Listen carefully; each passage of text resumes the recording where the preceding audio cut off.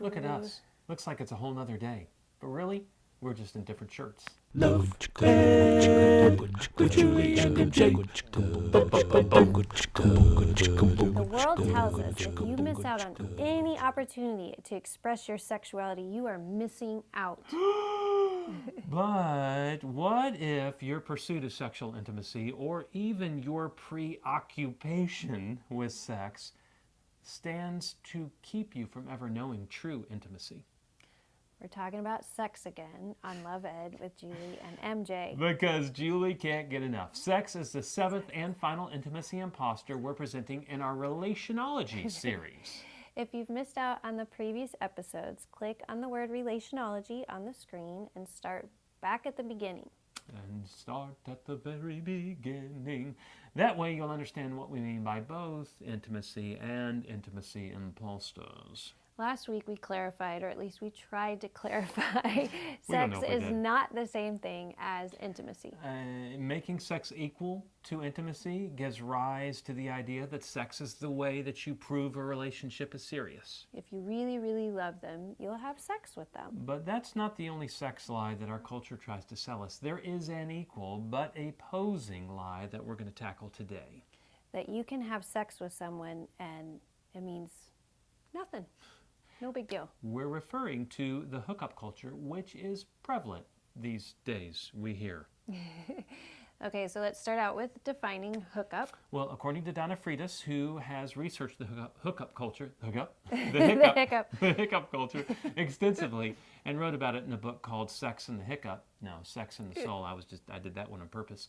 A hookup involves three constants. Number one, it's undefined, meaning it could be anything from kissing to full-out sex. Now, this is significant because it reduces sexual intercourse, the most significant physical contact any two human bodies can share, to something we just throw in a box called hookup. So your friend could come up and say, I hooked up with this guy last night. That could have mean they kissed, it could have mean they made out, it could have mean they had all-out sex, as if it doesn't matter which. But it does matter. Just because sex is not synonymous with intimacy does not mean sex is meaningless. It is meant to represent and celebrate the oneness in the marriage relationship. That's why Hebrews 13 says, let marriage be held in honor among all. That includes all, like everyone. And let the marriage bed remain undefiled. And number two, it must be brief. So brief, in fact, that waking up next to the person the next morning is considered too long. And most important, number three. No emotional attachment is allowed. Are you listening to what she's saying? The whole idea of the hookup is to separate sexual intimacy from relational and emotional intimacy. And it's no wonder this is so disorienting to people. I'm disoriented and I haven't engaged in it. Here's the dealio. Sexual intimacy is so intimate, so precious, so vulnerable. Physical touch should not go beyond the commitment of the relationship.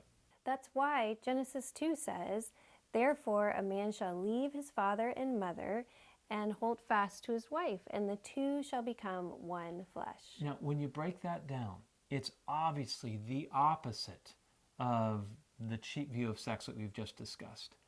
And Scripture says a man should leave his father and mother. And yet, young people today who are still living under their parents' roof or if at college still in their parents' dime are having sex.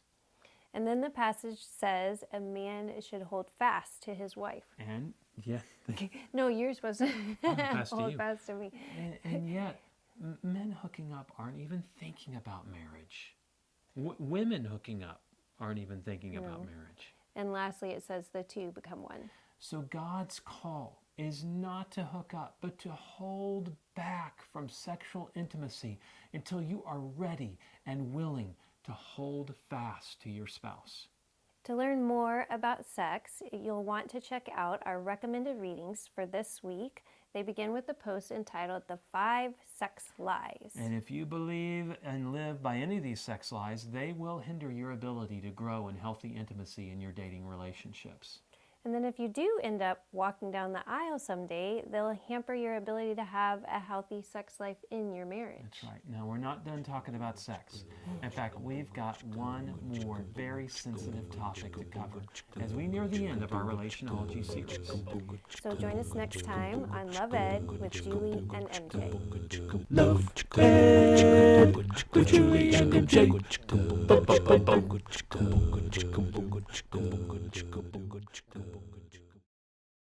In rhythm. Yeah. We weren't in rhythm. Now we're in rhythm. I'm just a quiet kind of person. Mm-hmm. Yes. Just so Little leaf, little frail leaf. I'm just so mild and timid. What's that word women are supposed to be? Meek and quiet.